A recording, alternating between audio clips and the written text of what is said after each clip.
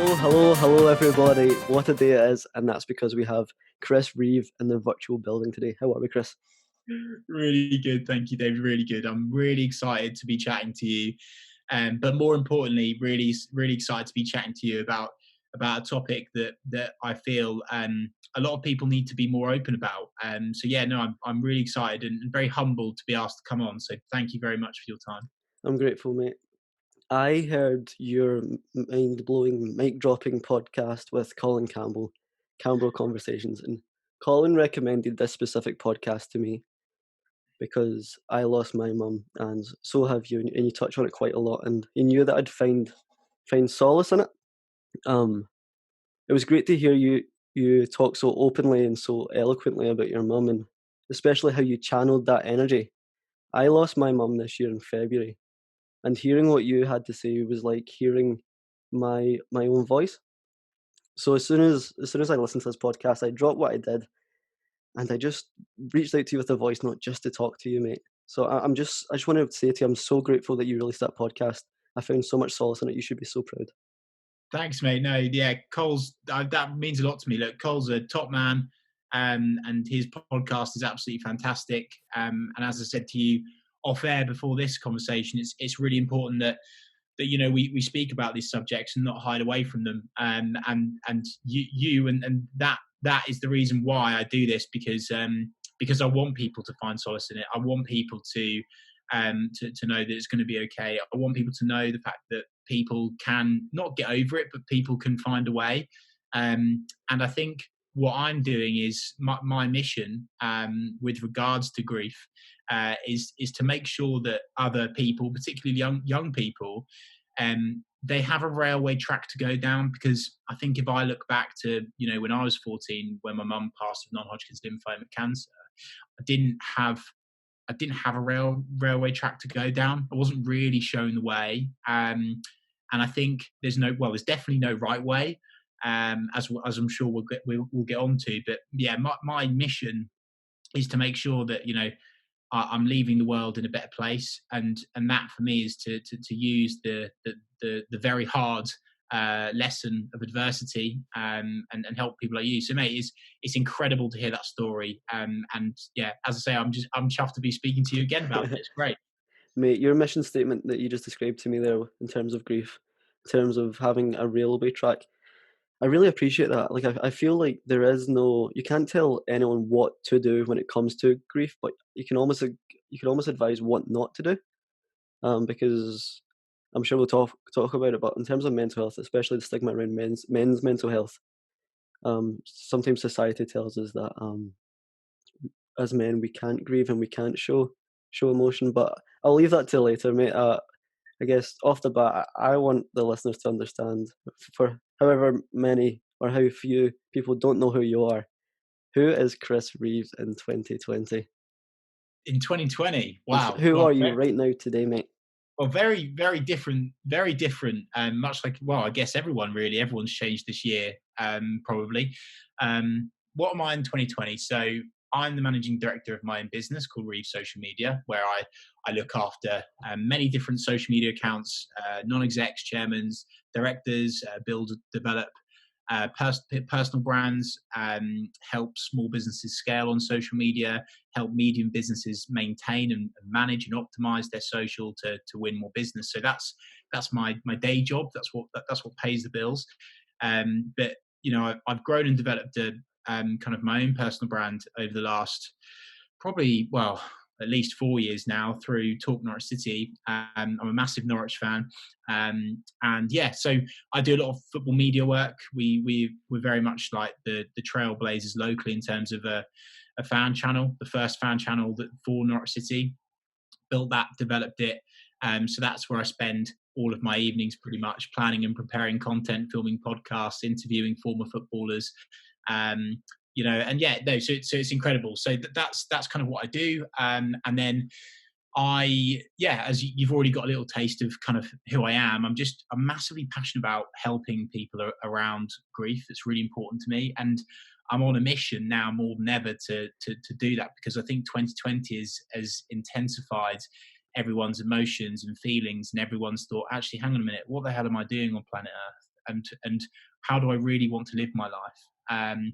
And so yeah, so I try and in my spare time try and help people, because it's, I think that the classic phrase here is, we rise by lifting others. And I think a lot of people don't think about that. A lot of people are, to be honest with you, quite selfish in their intentions, and you hit a ceiling quite quickly. And so what I've done, certainly, this year, definitely, but over the last 2 or 3 years, is I've really just tried to just help as many people as possible. And it's really helped my career, and also myself as a person, go to the next level. I've just proposed to my missus at the top of Ben Nevis. So I'm now recently engaged. So Oh, yeah, no, wow. honestly, mate, 2020 for me, I didn't want to surrender to this year as well. So I've kind of done some mad stuff, which I'm sure we'll get onto. But yeah, that's a very snapshot into, basically, I do football media and I do social media. That's me. I love that intro, mate, and massive congratulations. I'm so proud to hear that you asked the big question in my Scottish home ground. Oh, congratulations, mate. I'm so happy for you. Hey, beautiful country. Honestly, really, really lovely country. I've got family in Glasgow and Giffnock, so I enjoy going up to Scotland.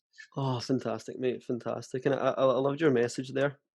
I guess a touch point that I want to talk about is that when my mum passed away, I did have a reframing of values just to do good. That's my new North Star, just to do good.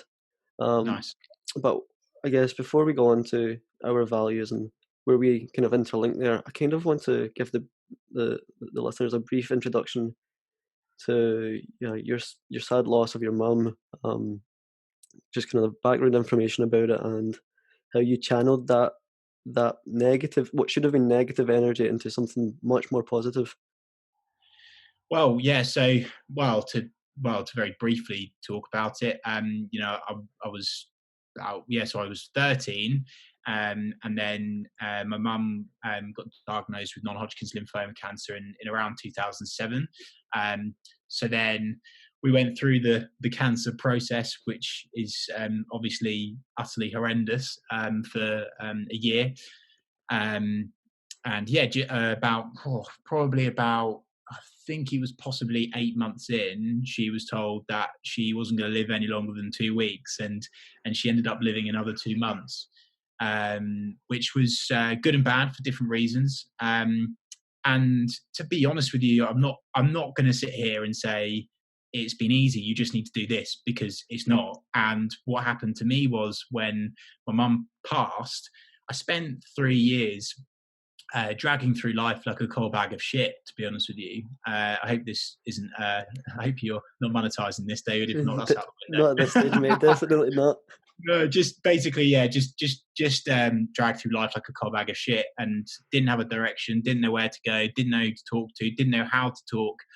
Um, and then I met a bloke called Gavin Drake from a company called Mindspan, who really, really, really changed my life.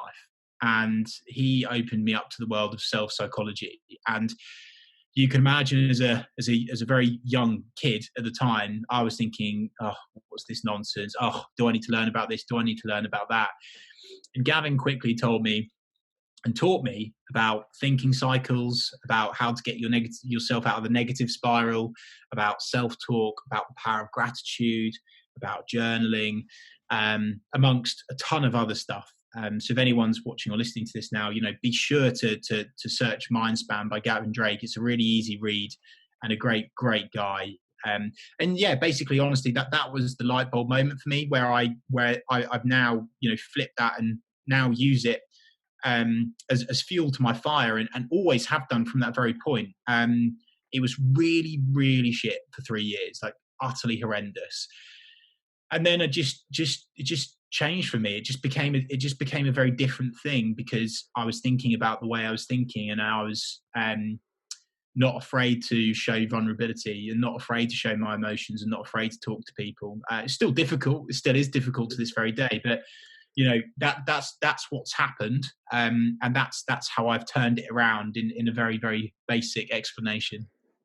I love that, Chris, and I'm so sorry for your loss, and I'm so sorry it took you, I guess, 3 years to kind of get yourself onto that kind of fuel for your fire mindset. And the resources you shared there, I'm going to make sure to check out, because although I use some of the techniques that you mentioned there. I've never had them coined or had a terminology for them. I just implement them because they make me feel good. I call them my non-negotiable happiness mechanisms. So I'm definitely going to check out those resources, mate. And what you said there had me thinking.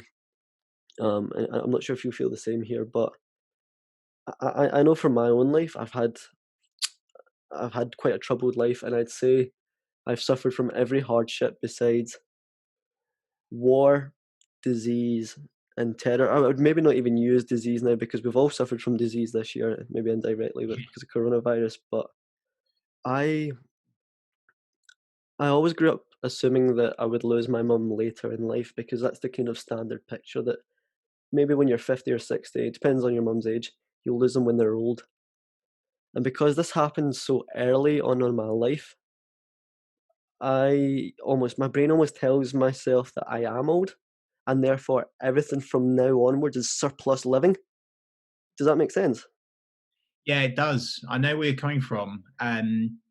Everything feels like a bit of a bonus, and Exactly, I because think, and what happens, and people will I don't want to come across as arrogant by saying this. It's very much a case of if you know, you know, and quite often around death, people will say, um, I totally understand how you're feeling, and they don't.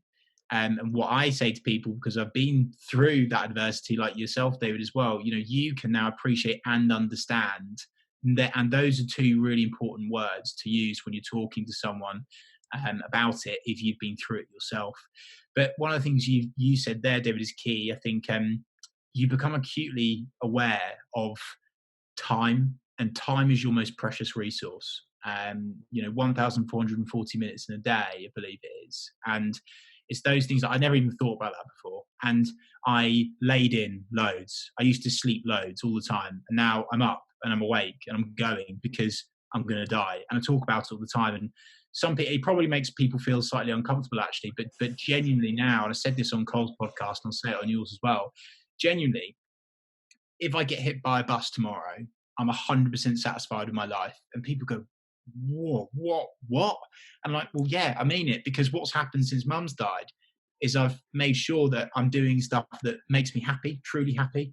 And you realize what really matters. And there is actually, I'm going to give you another resource now. There's this book that I've recently tuned into called The Daily Stoic, right? By a guy called Ryan Holiday, great second name. I was recently recommended this by Jake Humphrey, who actually hosts the High Performance podcast, BT Sport presenter. A lot of people will know him. That's a great podcast, by the way, as well. Anyway, The Daily Stoic, amazing book. I'm just going to read you a segment literally from, basically it's one page a day and it's just dead easy and it's so easy to read, but it gives you loads of wisdom. And it was just coincidental that a couple of days ago, the actual title of this page is Pretend Today is the End. So it says here, let us pretend in our minds as if we'd come to the very end of life. Let us postpone nothing. Let us balance life's books today. The one who puts the finishing touches on their life each day is never short of time. And I think it's really important to think about mortality. And so, and I'm sure we'll get onto it in a minute, but I'll tell you very, very briefly now. I've now got some real things that I think about and I quantify my life and success on. And how do I get myself out of hole and all sorts. So those three things are perspective, gratitude, and my own mortality. And I'm sure we'll touch on that in a minute, but those are the ways that I can get myself out again. But basically, to answer your question there, it wasn't even really a question. To respond to your point there, mate. Yeah, like I totally get where you're coming from. Everything feels like it's extra, which is actually an incredible feeling and one that I actually really value and feel really blessed and grateful for that I've got now. yeah, I think and I love that passage from the Daily Stoic book there. Thanks for sharing that, Chris. I recently had that similar thought too. I heard news of a local girl who passed away from cancer at 18, and then I realized that I'm 22, and I don't want to say I gamified it, but I pictured myself receiving news that I had cancer and had a certain small window to live. And just envisaging that and putting myself in that perspective, as you mentioned, made me upset. It gave me butterflies in my stomach. I felt unfulfilled. And in that moment in time, I became, I don't want to say it, but David with cancer. And what would David with cancer think? David would list probably items that he wants to achieve, and almost like a bucket list or a wish list. So good. And I realized, why am I not actioning those things today? Why am I waiting for some sort of fatal news to action them, mate? Do you ever not gamify that thought, but do you ever play around with that? You know what, David? I think it's a great word. I absolutely think it's a great word. And I'm not going to sit here and apologize for it. Gamify mortality. Fucking gamify it. Because if that's what motivates you to have the best life ever, then fine. Um, and you know what? I absolutely, that thought that you've had there is a similar one to what I have, where I think about my funeral. I don't think about it all the time, but I think about it probably once a month. And what I think about who's going to be there. And most importantly, what would those people say? What would the speeches be? What would the songs be? Would it be filled to the rafters or would it be sparse? How many people would turn up? And the thing for me is that if I look inside that church now and there's not enough people in there, I need to do more good. I need to put more into the world. And so it's totally okay. By the way, do you know what I love about this? I love that this podcast, yes, this is good. This is helping me. It's helping others. But I love how I'm literally chatting to you on like a make to make basis and you're going to get stuff. It's like totally pumping me because I've been where you are. And I'm now 13 years down the road. So yeah, anyway, what I'm saying is, think about your funeral 100%. I've got a journal upstairs that no one has ever read, not even my fiance. She's not read it, but she knows where it is and she knows what it's called. And it's called "Read at My Funeral" by Chris Reeve. I've taken this to a whole new level, mate, and I've put in there um, things that I believe in. I've put in there people that I really like, people that I really didn't like. I've put in there. I've dedicated pages to specific people that I feel very, very grateful for. I've written about the hardship of my mum, and I put in a page dedicated to music and stuff like that as well. So, what's going to happen is when I go, someone's going to pull that book out of my bedside table and they're going to read it for the first time. And do you know what? It's my last hurrah because it's going to make the funeral a whole lot more easy to organise. Mate, I resonate so hard with that. I have played around with that thought. I used to design in my head a PowerPoint slide that would be like a PowerPoint video kind of animation that would be showed at my funeral. But I never want a funeral. I wanted I always envisioned a celebration of my life But David, sorry to interrupt you. When did you have that thought the first time? Do you remember? Was it before your mum died or was it after your mum died? after my mum died. Exactly. It was this year. Key point. Key But point. it was maybe a Very few key months point. ago. Very key point. And before you get on back on your flow again, mate, remember adversity equals success. People don't think about that shit until something bad happens. Sorry, mate. Continue. Oh mate, I couldn't agree more.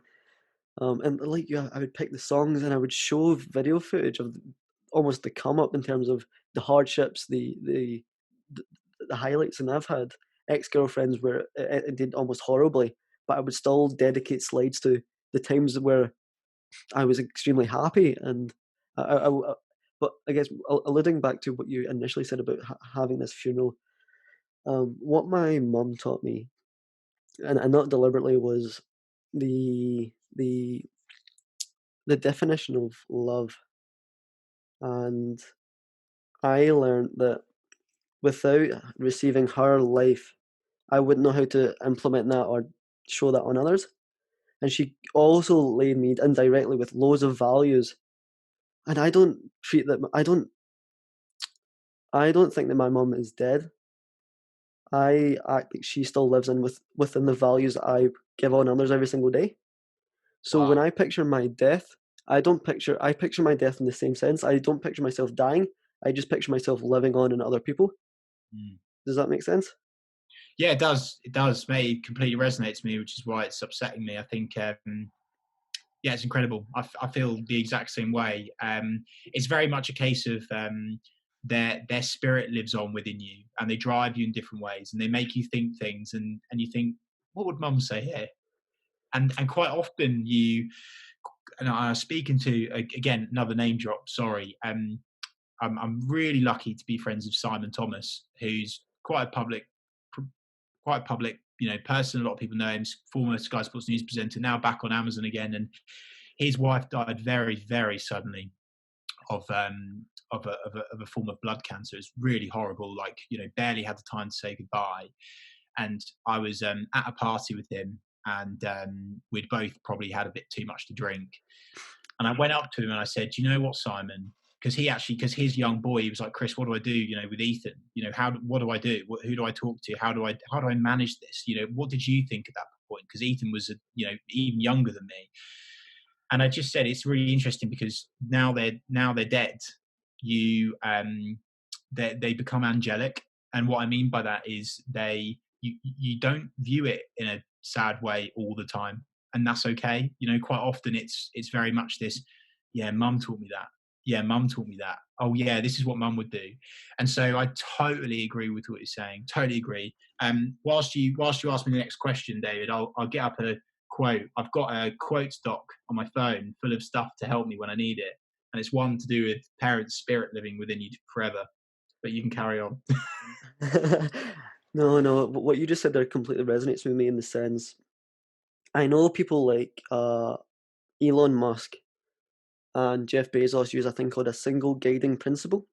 For example, Jeff Yeah, Bezos is will this implementation of whatever opportunity it is, will it increase customer experience? If the answer is yes, he will do it at no matter what cost.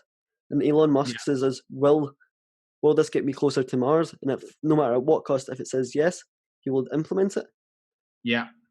And Love it. my single guiding principle is how would Mum feel if I told her this news that I implemented this thing or Nice. said yes to this Really good. opportunity? Really good. And it Yeah. serves me so Right. so well.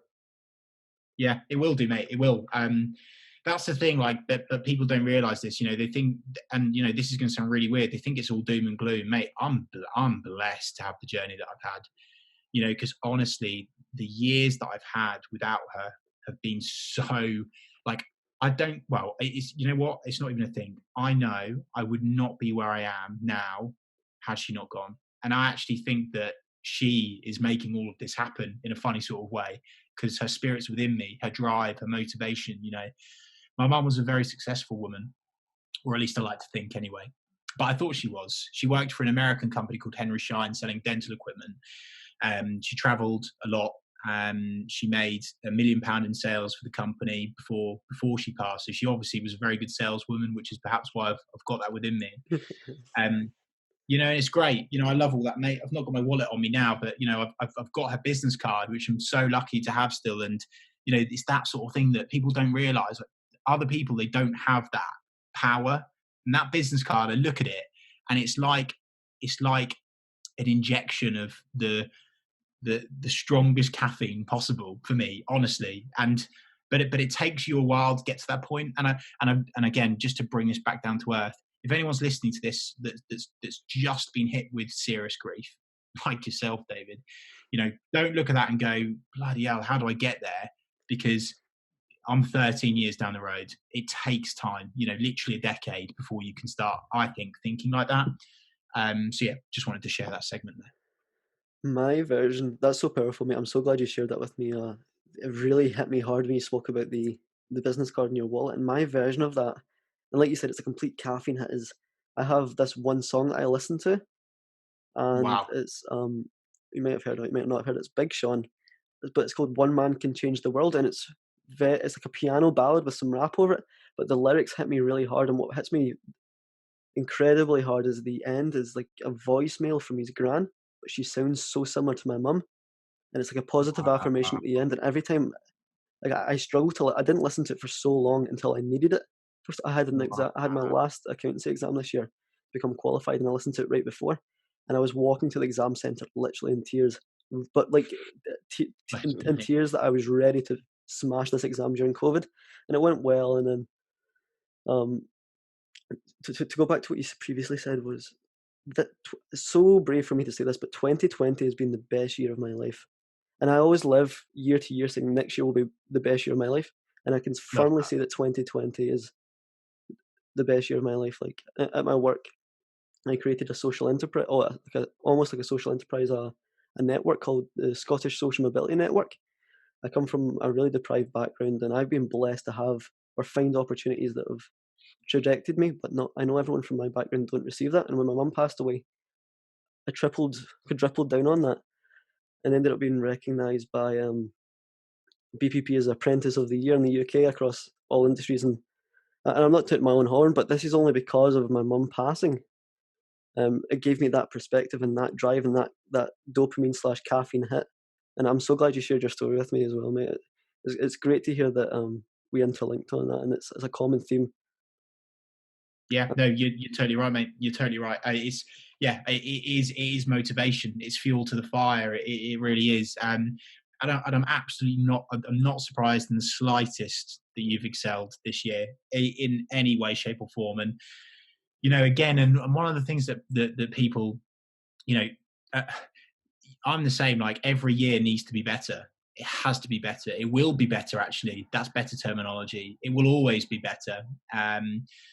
Setting targets, setting affirmations, things that I never did before because of because of what's happened. So yeah, mate, it's a very good point. Thanks, mate. A quite sadistic question. Well, I deem it sadistic is my mum passed away suddenly. There was no anticipation for it. It happened suddenly. But I understand that your mum passed after a prolonged period of perhaps acceptance. And I don't want to ask the sadistic question, would you rather it happened instantly or with this anticipation period? But how did that anticipation period prior to your mum's death help your acceptance period post death? If you don't mind me asking. I don't mind you asking at all. It's fine. It's really, really healthy to be open about these things. I've met loads of people since where, as I've said there, Simon Thomas, wife's gone in 3 days. It's quick, it's sudden. One of my good friends, Max, recently, I won't talk about the circumstances because that's unfair, but his mum passed without him saying goodbye. And I think there's different perspectives and ways to look at it. I think if someone's got a year left, or you don't really know, if someone's got 2 weeks, you might think, great, lovely jubbly. I've got the chance to say goodbye. But to be very selfless about this and put your head in the shoes of the person that's passing away. Imagine knowing that you're going to slip away into the night, and placing your trust in other people to do what you want them to do. And I speak from experience there that that's not what happened to me. So my mum trusted people that she thought were, good enough to do the job, and they weren't good enough to do the job. And there's all sorts of complications with wills. There's all sort of complications with, just all sorts, mate. Like, because my mum knew she was going to die, she got married to my now stepdad, very suddenly. My stepdad was only on the scene for a year, and I think like 8 of those months she had cancer. And yet, when she passed away, I go to the grave now, and it says Anne Margaret Balaam and not Anne Margaret Reeve, that everyone knows as a Reeve. But she got married last minute to avoid capital gains tax, which was the right thing to do to try and help me and my brother Dan. But emotionally, it's an absolute shitstorm. And so, actually, if it happens suddenly, yes, it's horrible. It really is horrible. But there's positives and negatives to both. And let's say positives really gently, by the way. There are positives and negatives to both. Speaking of music, there's a song from a band called Mumford and Sons. I'm actually more into house music, to be honest with you, but I absolutely love Mumford and Sons and Coldplay too. Both fairly emotional in terms of their lyrics and stuff, and probably the reason why I like them. And Mumford and Sons have got a song called Beloved. And it's on YouTube, obviously, search it, and watch the video. And you need to watch this tonight, David, especially you, because it's basically a story of the kid probably is between 10 and 14, and the music video is literally him being with his mum, but the mum is in her dressing gown, a hospital gown because she knows that she's going to die. And you see the mum follow the boy around, all around. So they go running outside, they ride horses and all this stuff, yeah. But then she dies. So the kid knows that his mum's going to die. So it's equally as traumatic. And I think it's really important. And I'm pleased you answered this question because sometimes people think that, and it kind of frustrates me. Actually, I think people think that it was better. It was not better. People think it was easier for me because I knew she was going, but I would argue that it was probably equally as bad. But you have to place a tremendous amount of empathy around this subject. One person's journey is completely different to another. I'm so blessed and lucky that I've got the most amazing dad that's my best mate that supported me through that process. Shortly after my mum died, a few years after, I met the love of my life, who's been there for me for ages. And so, if I didn't have that, I would have fallen over. So, yeah, I hope that makes sense. But so to answer your question, is it better? No, it's not. It's equally as horrendous. It really is equally as horrendous. There's no right or wrong or how to or blueprint to death, to grieving, to dying. But what's important is I would actually change that question, and I would straight away not focus on it, and I would actually flip that to let's stop talking about the best way to go, because there ain't. It's fucking awful for all of us, right? So actually let's just focus on trying to make the most of how we are now. Like, do you ever get this feeling, right? This is a really, really light way of saying it, right? When you've got a cold, yeah, the common cold, basic thing, yeah. When you've got it, and you're full of the sniffles, you've like got a really sore throat, and afterwards, when it's gone, you're like, whilst you've got it, you're like, oh, bloody hell, what was it like to breathe? I Yeah. miss breathing freely. And then once it's gone, you don't even realize. And so what I would try and do is try and lift that up to a real intense, higher level. And that's how people should be thinking. They should be thinking, and this is why, I've got a document on my phone, which is a gratitude journal written about all the things that I'm grateful for. For example, I've got a roof over my head, I've got a girlfriend, I've got 2 beautiful cats, I support the best team in the world, Norwich City Football Club. All of those things that I'm grateful for. But people don't think about that. So, there's a French term that I love called joie de vivre, I think it's pronounced, which is the joy of life. People forget about that. It's because they've got a lack of gratitude and a lack of perspective. That was really long-winded, and that probably didn't answer your original question, but there you go. No, mate, it's absolutely value packed, and gratitude is one of the main pivots in my life. And going back to that analogy of having a cold, not knowing what it's like not to have a cold, and vice versa. It's like being in winter and not remembering what summer is like. I have that mindset as well, and I've mentioned on another podcast, I refer that to as maps and terrain. Maps gratitude and terrain gratitude. So a map is a high level view. A terrain level view is in a tangible, in the moment view of the landscape. Yeah. So maps gratitude is where you're writing gratitude notes from the comfort of your home, where you're not experiencing the things that you're avoiding, for example, poverty or hunger or not having a roof over your head, because you're sitting in the warm comforts of your bedroom. Terrain Nice. level gratitude is if you were to walk through a hospital ward and see people at the brink of death, Yeah. or go through slums where people are starving.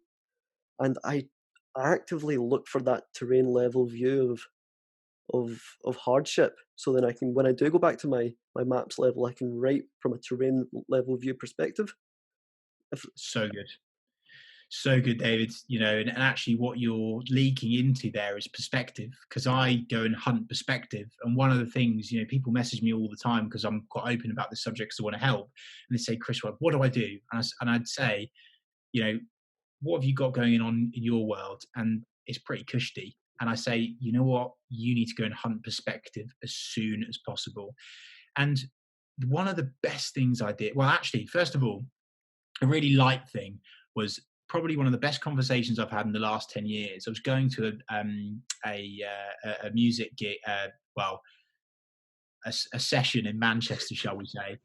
a session in Manchester, which was incredible, called the Warehouse Project. House Yeah, yeah. music, everything was amazing, and I was with the boys, and it was a big epic moment. We got it signed off from our girlfriends that we were on this train journey.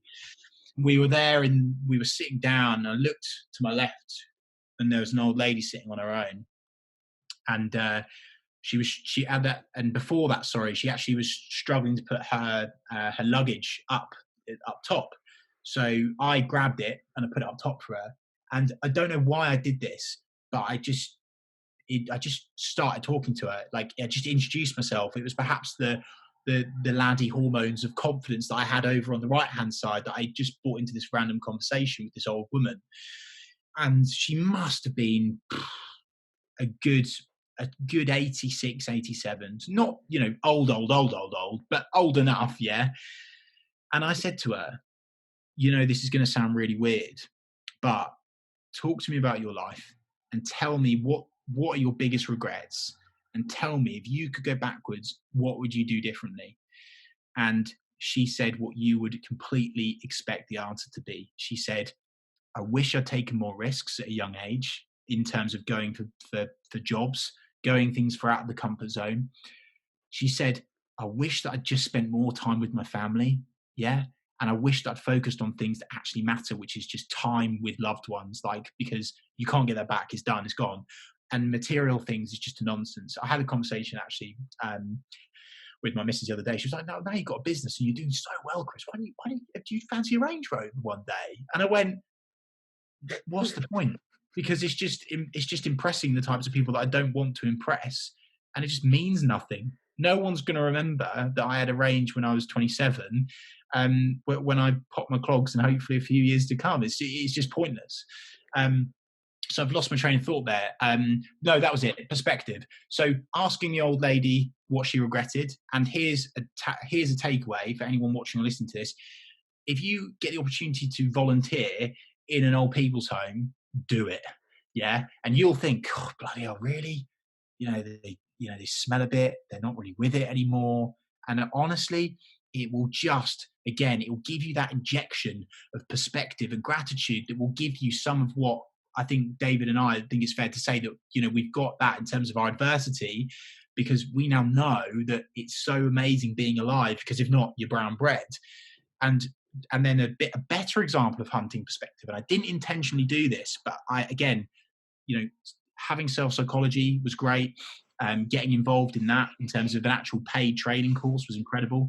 But the other thing was, I decided to take it because my mum died, I was more willing to take risks because nothing really mattered anymore. So I packed my bags and I went on a trip to Zambia with some friends from high school. And looking back at it now, ropey as fuck, David. Honestly, it was so dodgy, like so dodgy. It wasn't properly organised. We stayed in a nunnery that was, I'm not even sure whether it was arranged properly. There was no sort of deposits or anything. It was all up in the air. And when I went to Zambia, again, I saw true hardship and perspective. And again, I just really want to encourage people to go out and go and try things and go and hunt perspective or hunt gratitude, as you've said, David. I'll tell you a very quick story. I know that we're going on now, but it's really important. Another light bulb moment for me was, and actually an incredibly powerful moment in my life, one of the most powerful moments in my entire life was, and actually this was probably, again, another reason why it became motivation and I felt okay about what had happened to my mum. I felt not alone. So we had two security guards in Zambia, one called Webby, and one called Michael. They were both only 17 and 18 years old. Yeah, exactly. You're not allowed out at night, all of that stuff. Anyway, got to the end of our trip. I won't tell you about all of the trip. We helped out at an orphanage in a local school and saw everything, everything. Now, it was Webby's birthday right on the last day. So we decided that we were going to, give him a birthday party. And what happened is we all kind of gathered round, and we'd got some stuff. So I'd brought over loads of Norwich shirts. So I gave him a Norwich shirt. Loads of people gave him some clothes. And then I thought, oh, actually, hang on a minute, guys, I just need to go and get something. And I got my iPod Nano. Do you remember the Nanos with the Yeah, twirly? Yeah, do all you too remember those well. things? Exactly, mate. Classic. Um, and my mate grabbed his headphones, and my other mate grabbed his charger, and we decided to give him the iPod Nano. Right now, this iPod Nano was the last thing my mum gave me before. That was her last present. It was my last Oh, Christmas present from my mum. I gave it to Webby, right, because I wanted to, but it got better. I thought that was going to be good enough, but the story intensifies. So we gather around, we sing happy birthday to him, and he bursts into tears. And I looked at him, I went, maybe it's a bit intense, but I'm not sure if, I don't know why are you upset with me? As we said to him, what's up? And he said, I've not celebrated my birthday properly since I was like, I think he said 6 or 8 years old. I can't remember this. I think it was like 6 or 8 years old, because both his mum and his dad died. So he didn't have a mum or a dad, and he hadn't celebrated his birthday. And now he's 18, and we've sung happy birthday to him and given him an iPod Nano. And and at that point, the stars just collided for me. And it was just this fucking intense moment of just like everything made sense at that point. And I know it's horrible because for Webby it was horrible, but it was lovely because he was very grateful for the presents. But for me, selfishly, I got that perspective. And at that point, I truly learned, and people say this all the time, someone's always got it worse than you. I can bloody assure you, someone has always got it worse than you. they So definitely do. the moral of the story is go and hunt. If you're going through adversity, go and hunt perspective. I absolutely love that story. Like I was I had to change the mic just to grip onto something because it was so gripping. You might have seen in the video footage. That was an emotional roller coaster. Listen to that, Chris. And um, what rings a bell with me is that if I'm demotivated or feeling a bit in despair, I have three tasks that I complete, and it ties in nicely with what you said. The first one is you remember during lockdown, everyone was doing like 5 kilometer challenges, right? I used to often run down the beach. I live right on the west coast of Scotland, and in Prestwick Beach, my hometown. No matter what time of day, if I run past Prestwick Beach, I'll always see either a very old person or perhaps someone with a disability, and they always look at me the same. They look at me like, I wish I was him. I wish I could run like him. Wow. And as soon as I see that, I realize how lucky I am. That's the first task. The second Good. Love task that. is there's a book called The Forgotten Highlander. Have you read it? No. So it's essentially, I'm trying to keep this brief. It's a biography of a World War II veteran from Scotland who essentially uh, he was enrolled in the army, had to go to Singapore, where he was taken as a prisoner of war, made to work on what they called Death Railway, where they where they had to walk. I think it was like 300 miles, whilst being punished by Japanese guards to then create their own accommodation out of mud and sticks, and then work on a railway with no equipment but just boulders and cast iron. They received or they suffered from every tropical disease, tropical ulcers, malaria, dysentery, all that stuff. And lads were going insane. They weren't able to sleep at night. They would watch their comrades get executed, and then they were forced to work on the bridge of the River Kwai. It's quite infamous. Uh, so he suffered maybe 6 years of that, and then was captured, put on a prisoner of war ship. Where I'm not sure what the buses are like down your way, but do you know that way where you stand on a bus and you're holding the handles They're above you not. and you're I tell you what, they're not like the Bone Shakers in Scotland. I can tell you that. Okay? well, I know the bone shakers in Scotland.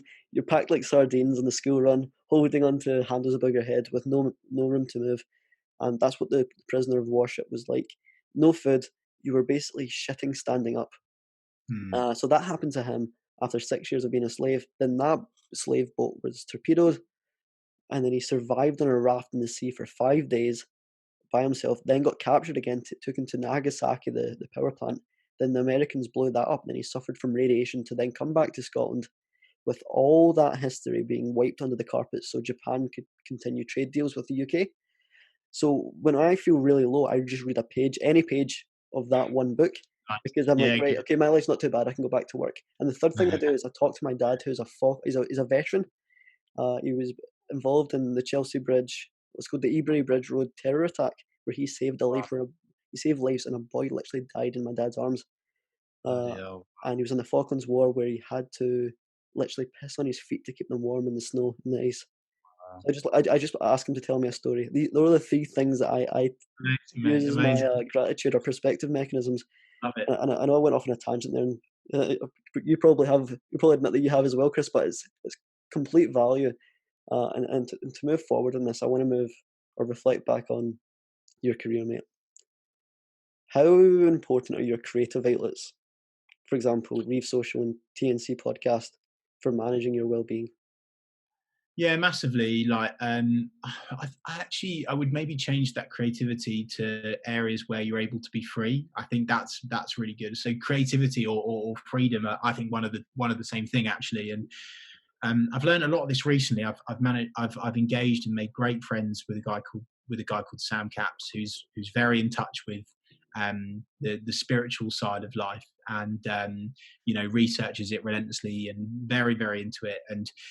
And before I do the career bit this week on Wednesday, Sam says to me, "Right, Chris, Wednesday morning at 5:45, you're leaving your house. You're driving to the beach, and you're going to meet me at the beach, and we're going to go on a 5K run on the beach in pitch black, and then we're going to go and have a dip in the sea, in the freezing cold sea." And I went, "Okay," and I said, "Okay," and I did it. And I I cannot begin to tell you how rewarding that. It was horrendous at the time. That real intense, numbing tingling, because the cold water was so cold. I probably was getting early stages of hypothermia. We were only in there for 2 minutes, just to clarify. Don't go in there for any longer than that, especially in Scotland. In Scotland, it only needs to be 10 seconds. No, so anyway, so I went in there, and but the power of that in that moment was, I wasn't thinking about the fucking pandemic. I wasn't thinking about the fact that my mum died. I wasn't thinking about the stresses of running a business, of some of my friendships and relate. I wasn't thinking about any stress. All I was thinking about was about keeping warm.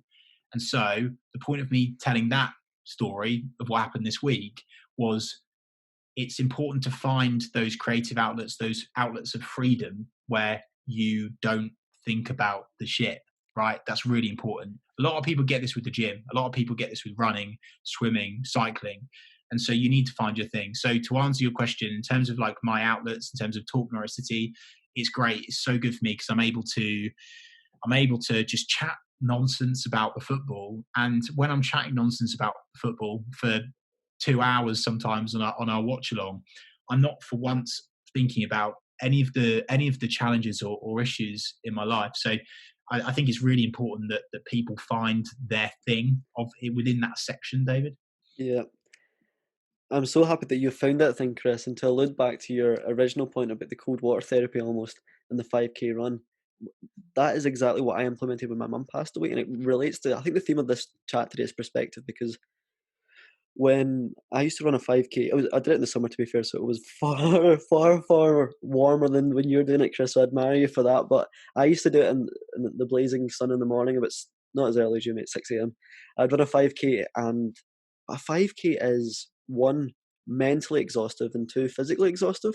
So if you can literally flatline or hit the red in the speedometer, and first thing in the morning, and almost reach your full potential of exertion, the rest of your day is in perspective. Like, an email won't challenge Yeah, you the because it's same. easy. Yeah, yeah, love it, love it, Same with cold 100%. water therapy. If you jump and you feel that instant thrill of cold water, and you can accept it and you can overcome it, then you can overcome a fucking nasty email or a comment on 100%. Instagram. Do you know what I Mate, mean?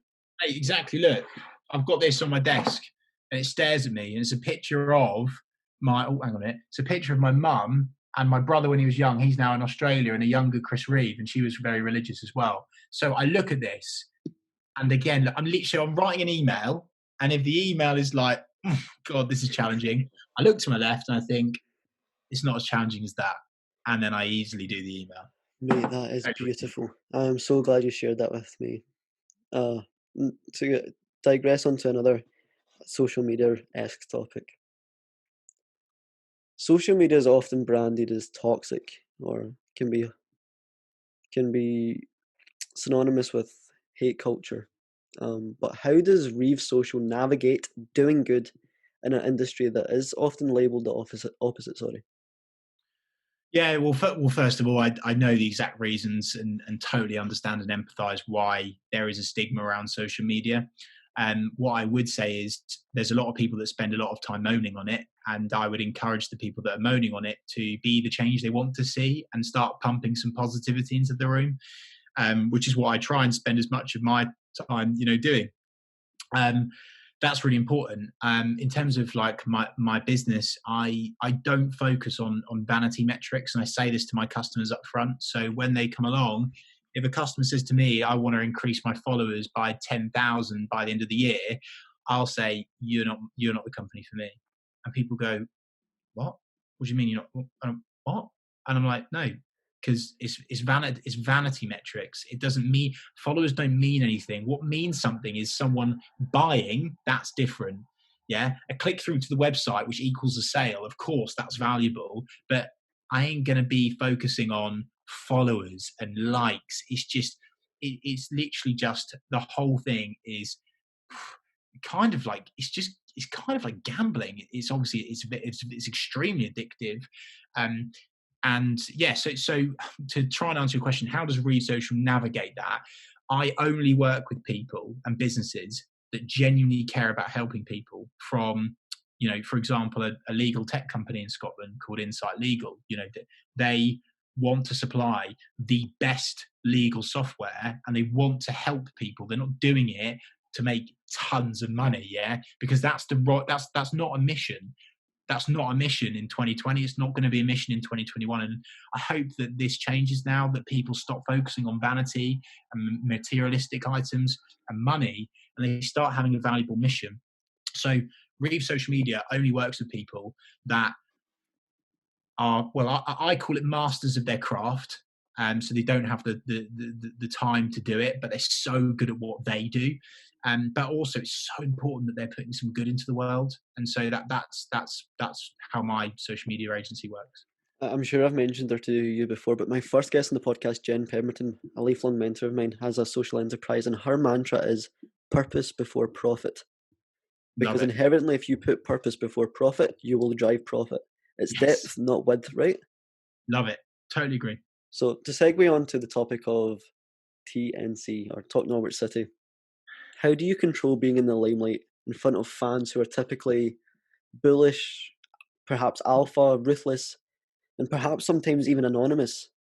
How do you navigate the potential hate that you receive? And before I finish up, I know you're a massive fan of Gary Vee and you're an advocate of killing them with kindness. I know he Yeah, uses that too. Please share I your got it thoughts from on that, him. mate. That's why. I got it from him. That's why. Yeah, very very privileged to have met Gary Vee. By the way, Have you? absolutely guy. Yeah. Incredible guy. Like absolutely incredible. I'll try and find a picture for you now whilst I talk. Yeah, I've met Gary, and again, I spoke to him about my mum, and I said thank you because it's been your motivation and the way that you've been talking and some of your lessons about trolls and stuff has really helped me. So thanks, Gary, and he was a top man. Anyway, hang on, let's not get distracted. What was the original question, David? Sorry. It was the original question, and it's my bad for digressing. But on the topic of TNC, how do you Oh, control being in the trolls. limelight in front of ruthless Yeah, fans? Yes, so football is a testosterone-driven, beer belly bloke sport. Let's not beat It around the is. bush. It is, and I think what's happened now, when we first started all those years ago, people didn't really know how to respond to it. They kind of were like, "Hang on, what? Your opinion's worthless because you're just a fan. You're not a journalist. You're not a former footballer." And so there was a massive. It was a massive challenge for myself and my best mate Jack, who I run the channel with, to actually overcome that. And we were relentlessly trolled. We still are, to be honest with you, but we're kind of we're able to cope with it now because it's not so many now because people have grown up, if that makes sense. You're very right. People have anonymous accounts. Twitter. It's extremely toxic. Football Twitter. I'm sure any football fan would agree with that. Yeah. So yeah, so how do I handle it?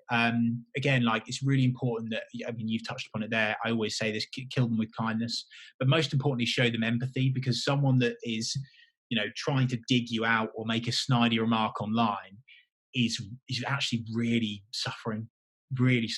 Because again, we know, because of what's happened to us, what's it bloody worth? What is it honestly worth trying to pull someone out because of a spelling mistake or because of what they say or because of what they do on social media? Like if they're happy, as long as it's not absolutely outrageous, like, Donald Trump style, just, I think people are completely unaware of the story behind the profile picture. They see the profile picture, they see the numbers, and they do that with me, to be fair. People look at my Instagram account or my Twitter account, and they think, oh, Chris has got it so good, isn't he? Yeah, it's great for him, innit? Yeah, he gets all of these influence deals, and he's obviously like hanging around with the footballers, blah, blah, blah, blah, blah. They don't realize the fucking pain that I've been through. They honestly don't. And I'm talking years of constant abuse, daily abuse, YouTube, Twitter, Instagram, Facebook, everywhere I turned to online, there was someone saying something bad about me. Online forums everywhere, and it was because of what happened to my mum. I'm confident because nothing matters anymore. So I'm putting my opinion out, but because people don't agree with my opinion on the game, that was then turning personal. It was really horrible. So to be honest with you, I didn't cope with it at the time. Our channel grew and grew and grew, and I wasn't coping with it. And there's been multiple times where, Jack and I have been on the edge of saying, fuck this for Gamers Should Soldiers. Why are we doing this? But luckily for me, he's also been through similar adversity, losing his dad, which is why Oh, we're best mates. And we are like, hang on. We're not giving up just yet. And as a consequence of that, the podcast has blown up. We've interviewed some, incredible people around the world of football and, spoken to current players and everything. So yeah, it's incredible, but I'm not going to sit here and say it doesn't affect me anymore because it does. And actually, I very, very recently interviewed a former Norwich and Leicester player called Darren Eady, and he said that when he was playing for Leicester, he'd be playing in front of 40,000 people, and they'd all be chanting his name, but he would remember the one that called him a wanker. But what does it matter? Because 40,000 people are chanting your name, but he'd remember the one that called him back. And he's a professional footballer. And I thought that was really fascinating. And that affects everyone online. If you put something out there, for example, this podcast, if you put this podcast out, David, and 5 people say, oh, that was absolutely amazing, loved it, got loads of value, but one person said, Chris is an absolute knob, that you'll think that comment will manifest, and that's social media for you. yeah. Do you know what? I think that is greater than social media. It's human nature. So the way I would personify that or bring that to life is envisage winning £50 and then envisage losing £50 or £1,000.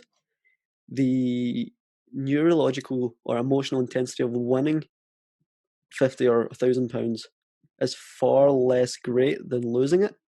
If you won it, you'd be like, okay, I won £1,000 or £50, and maybe within a day you would move past it. But if you lost 50 or £1,000, you would probably think about it for a few weeks.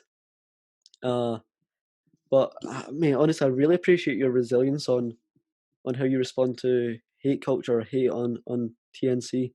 I have quite, as you know, I have a small account, but I received my first, I wouldn't even call it hate, but my first message of, I'm not even going to use constructive criticism because it was borderline hate. And Yeah. I had to use that decision tree. Would my response honor my mum's legacy?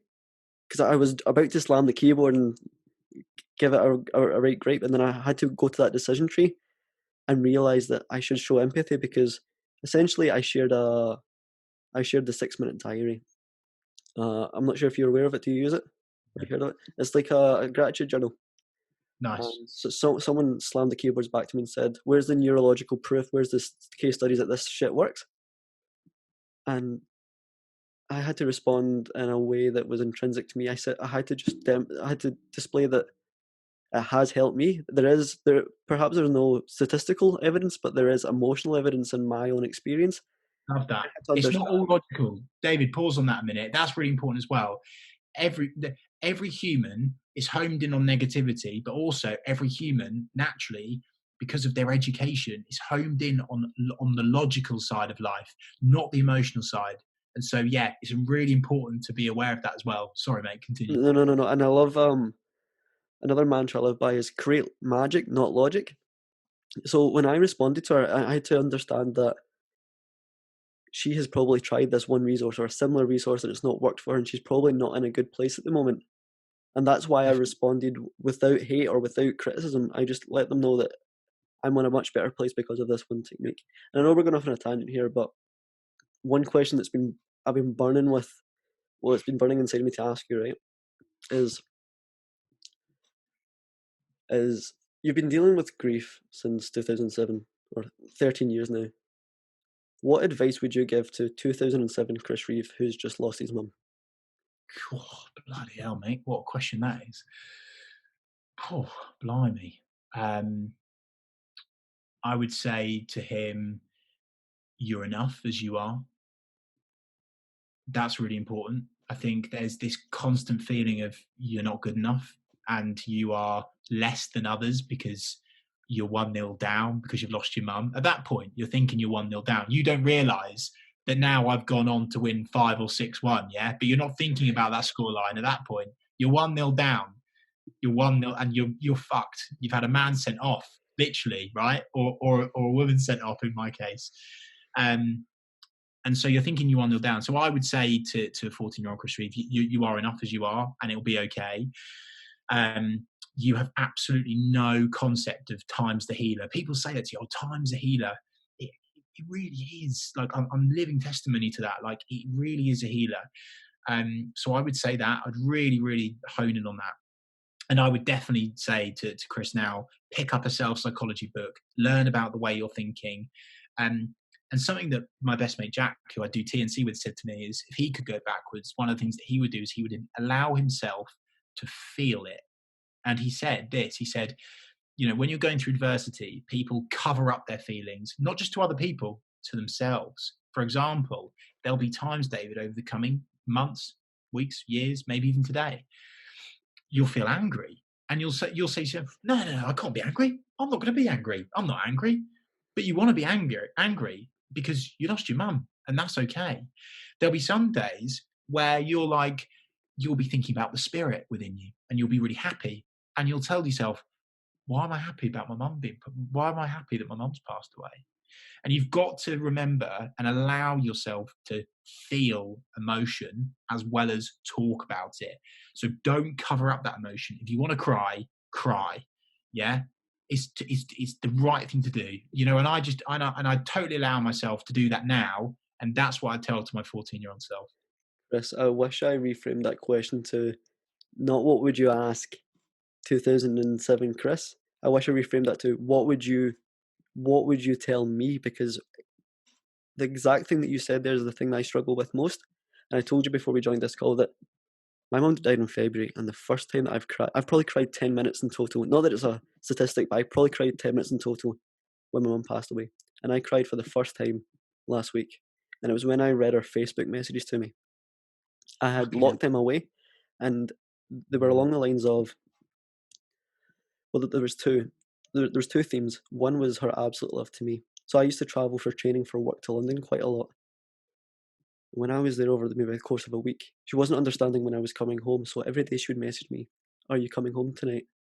And I'd be like, "No, mum, it's another night. I'm coming home tomorrow." And she would be so disappointed in her messages.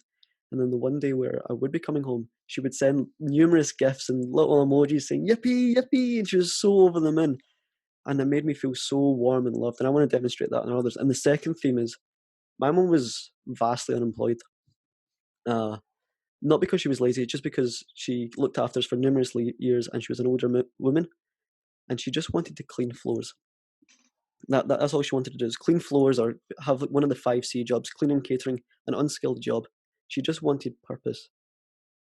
So I read a message. So growing up, I applied for jobs from her because she's not computer literate from maybe 13 to 20. Every single day I would apply for a job online for her. And every single day she would be knocked back from a cleaning job. Imagine not being good enough to clean floors. And I had to deliver that message every single day. And I'm getting quite emotional here talking about it, but there was one day in particular where she was given an interview and then a successful job role. And the one message that stood out to me was, "The man offered me a job. I'm so glad to have my self esteem back." So every Wow. day at work, I am grateful to be working. She just wanted a job. All my colleagues So complain about good. having a job, So good. So good. and So the good. advantage I have is I know how my mum felt without having a job. Mate, it's incredible. It's so good. And see, good, feel it. It's really healthy. And again, let me inject some perspective into you, sunshine. I've not got any of that. I've not got any messages. I've not got any video. I've got literally no. I've got nothing.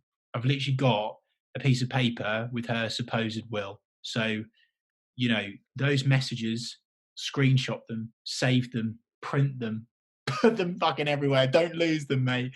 That's gold. That's gold, David. Like, that's so bloody powerful. That is just the most incredible thing. I long for something like that.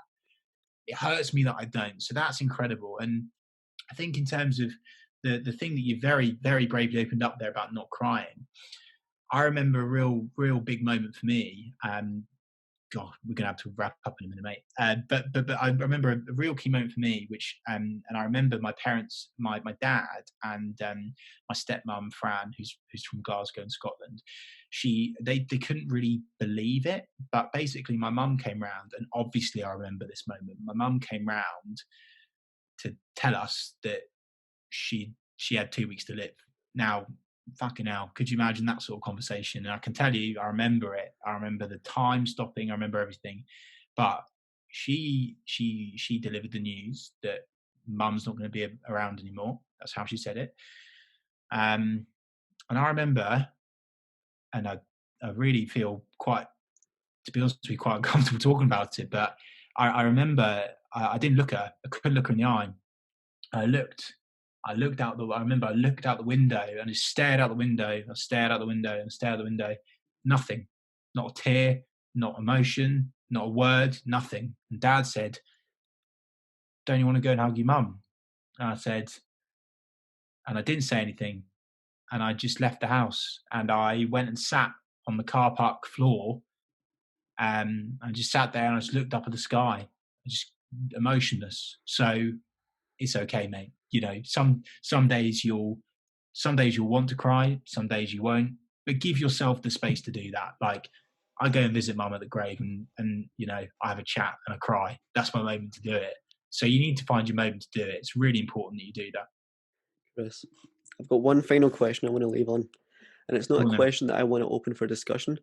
It's a question that I want your guidance on almost.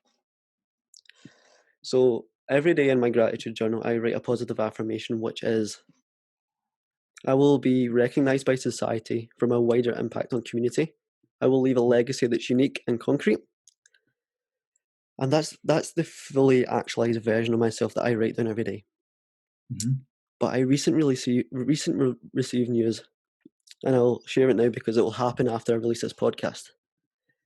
Is as a result of my charitable work, my organization that I work for, and because of my transparency within work, because I deliver webinars on my story, I've been elected to chat with the Queen next Wednesday and tell my story to her. Fuck off. You joking me? With the chairman of my company, me, him, and a couple partners are in a Zoom meeting with the Queen, where I'll be in conversation with her. Mate, that shit doesn't happen. That's so good. Yeah, but what I'm struggling with is the one person that I want to tell about that, the one person that, the only Yeah, person I want to agreed, tell about that is no longer here. How do you manage mate. that? Yeah. God, bloody hell. Mate, I've got it with my wedding because my mum's not going to be there. I have this thing called the empty chair, and you're about to have this as well. Um, there'll always be now an empty chair at my birthday party, There'll be an empty chair at the Christmas dinner table this year. There'll be an empty chair at the wedding, the best day of my life. There'll be an empty chair, and so you're going to have that. And mate, there's absolutely no solution. You've just got to just ride the wave. But what I would say is you've got to think about how she'd feel after it. Um, and actually, you don't. She'll be watching on a projector up there with my mum, probably with a glass of Pinot. So you don't need to be worried about her not being there, because she's watching, mate. She is watching with my mum. Mate, incredible achievement. And again, like, mate, again, see, if that hadn't happened, you don't speak And to the Queen. no, It's just as and simple as that. the, the only self-diagnosed guidance I have here is, and it makes this conversation so full circle, is that, like I said, my mum still lives on within me. So it's not me Yeah, meeting the Queen, my mum's meeting the Queen. fucking love it, mate. So, Love it. Chris, to tie a knot in this absolute emotional roller coaster of a chat, I'm so grateful. I'm so appreciative. I think I love you, man. Where where can the people find you? Where can the people find you, mate? I love you too, David. Yeah, so I mean, I'm Chris Reeve on Instagram. My business is Reeve RWVE social on Instagram. But yeah, just hit me up on Instagram. If anyone's got any questions anytime, I'll happily answer. A lot of people are quite shocked that I respond for some weird reason, but it's just because I just care. So I'll just send you a voice message. If anyone wants any help anytime, just don't be alone. Just reach out, and I'll happily speak to anyone. I echo that. If anyone's struggling with grief, please send a message my way or towards Chris. I'm sure you'll accept that. Thanks, Chris. Love it. Cheers, David.